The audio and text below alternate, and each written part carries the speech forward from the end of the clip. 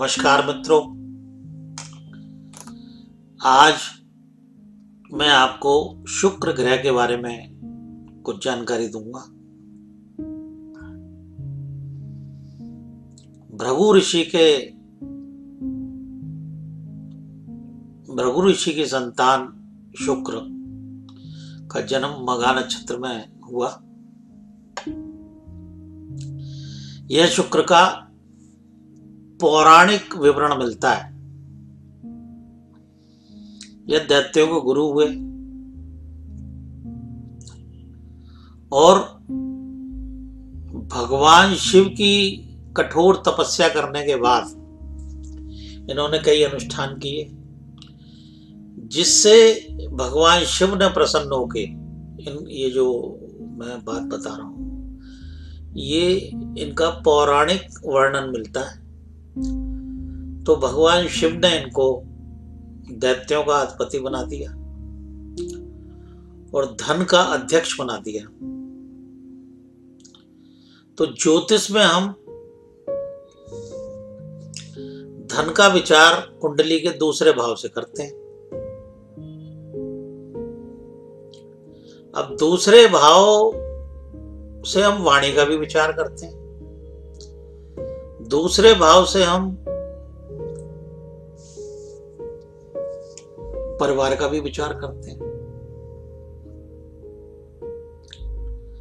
तो अब यह ध्यान देने वाली बात यह है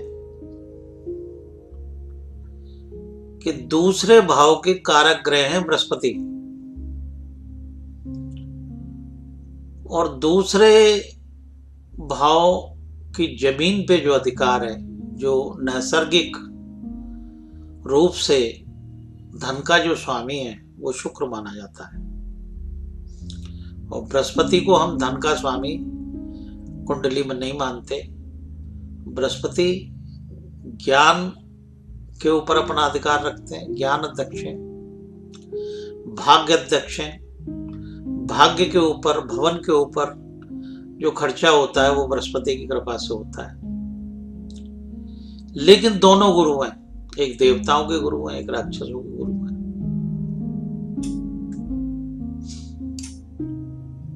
शुक्र दैत्यों के गुरु हैं और बृहस्पति देवताओं के गुरु हैं। शुक्र ने हमेशा दैत्यों की भलाई के लिए काम किया और बृहस्पति ने हमेशा देवताओं की भलाई के लिए काम किया। परंतु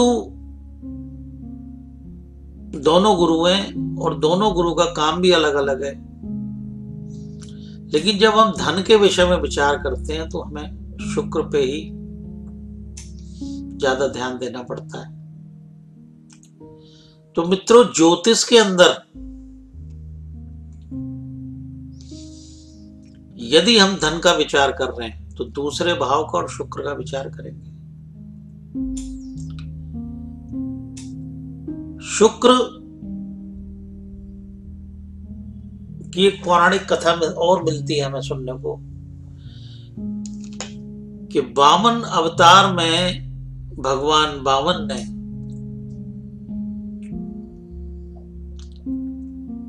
राक्षस देव राजा बलि से 3 पग धरती मांगी थी दान में। तो जब राजा बलि उस सागर से अंजलि में जल डाल रहे थे तो शुक्र उस सागर की टूटी में जाके बैठ गए और उस टूटी में भगवान वामन देव ने कुशा से कुरेद दिया। तो उस घटना में शुक्र की आग चली गई। तभी से शुक्र ग्रह को काणा भी माना जाता है, एक आग का माना जाता है। शुक्र के पास संजीवनी विद्या थी।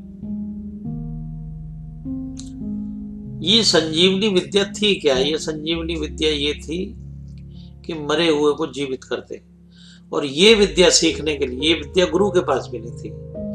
ये विद्या सीखने के लिए देवगुरु बृहस्पति का पुत्र कच्छ इनके पास गया।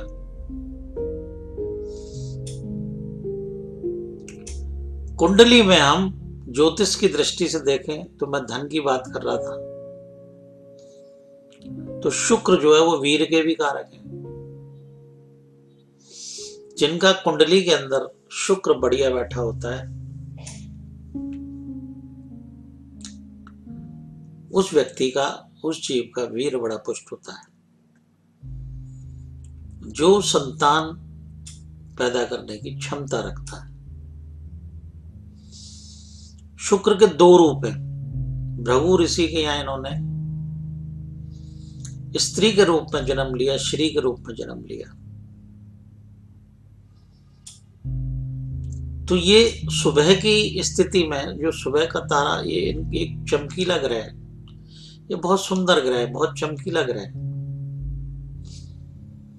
जब सुबह को तारे का रूप ये धरते हैं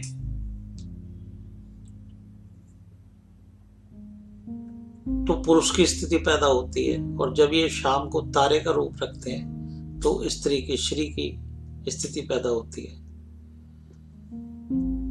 तो मत्स्य पुराण के अनुसार ये माना गया कि शुक्र स्त्री और पुरुष दोनों के कारक हैं। अगर विवाह के समय हम आदमी की कुंडली देख रहे हैं तो हमें यह देखना पड़ेगा कि शुक्र की स्थिति कैसी है, क्योंकि पुरुष की कुंडली में शुक्र यदि जैसा बैठा होगा वैसी ही उसकी स्त्री को दर्शाएगा, और स्त्री की कुंडली में जैसा शुक्र बैठा होगा वैसे ही वो उसका पति को दर्शाएगा। ये बड़ा ज्योतिष में समझने वाला, समझने योग्य भेद है। तो मित्रों, जिसकी कुंडली में शुक्र बढ़िया नहीं है तो उसकी धन की स्थिति भी अच्छी नहीं है, उसके ऐश्वर्य की भी स्थिति बढ़िया नहीं है, उसके व्यापार की भी स्थिति बढ़िया नहीं है।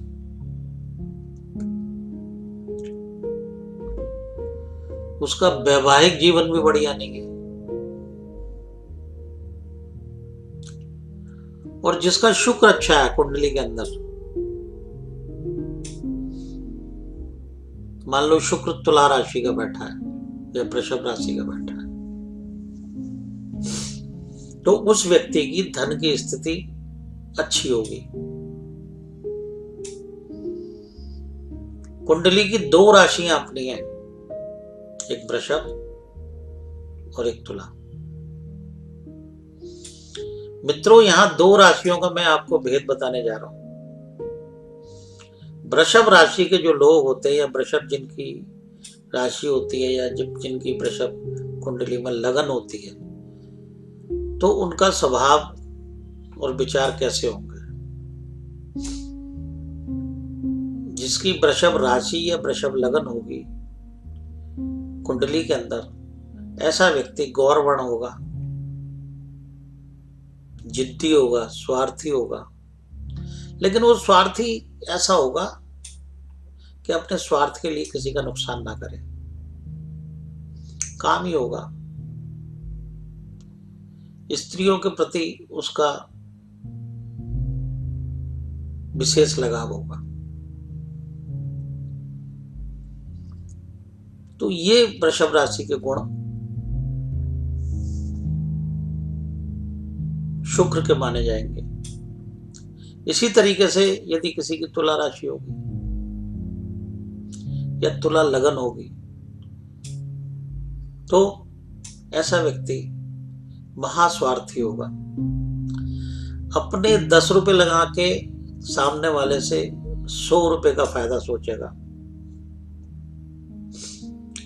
और मजे की बात, अपने 10 रुपए के फायदे के लिए सामने वाले क्या हजारों रुपए का नुकसान हो जाए उसे कोई फर्क नहीं पड़ता। ये शुक्र की दो राशियों का स्वभाव है। ऐसा व्यक्ति जिसकी तुला लगन हो या तुला राशि हो, मीठा बोल के अपना काम निकाल लेगा, और काम निकलने के बाद वो पीठ में ऐसा छुरा घोंपेगा कि सामने वाला तड़प के मर जाए, उसे कोई फर्क नहीं पड़ेगा।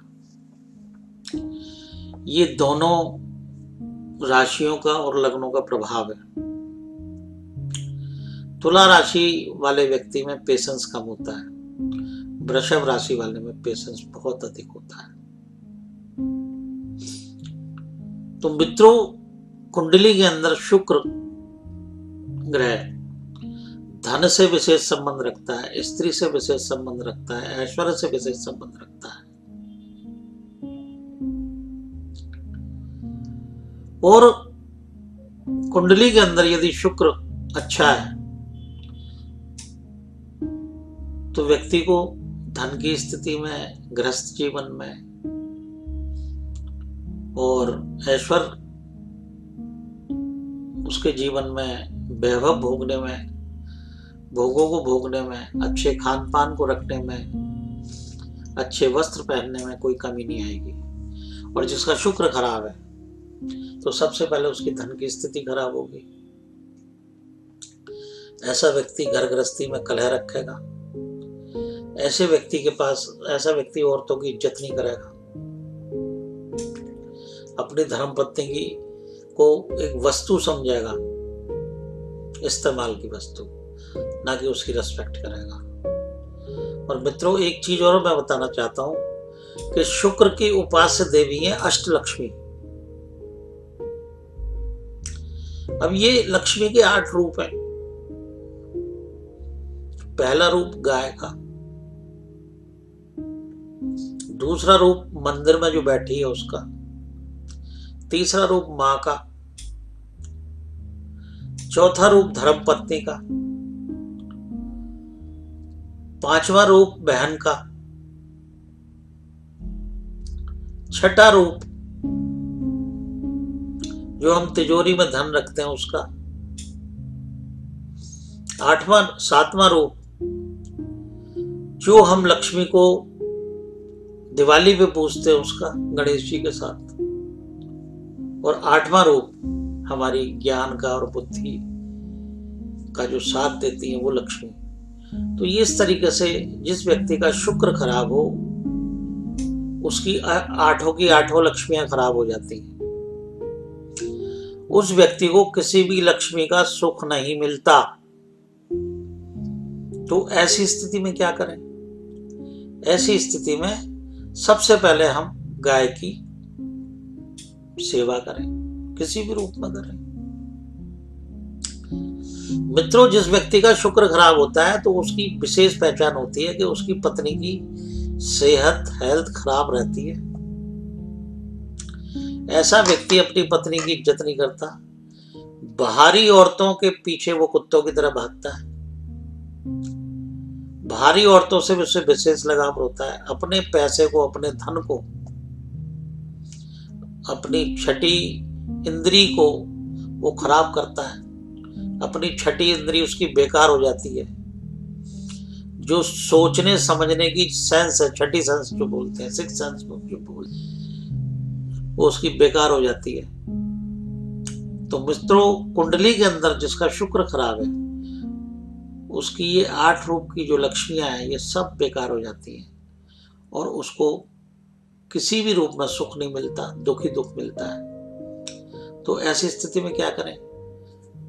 गाय की सेवा करें, धर्म पत्नी की इज्जत करें, बहन बेटियों को दान दें, अपनी माता की रिस्पेक्ट करें, मंदिर में जाएं तो मंदिर में श्रद्धा भाव से मत्था टेकें,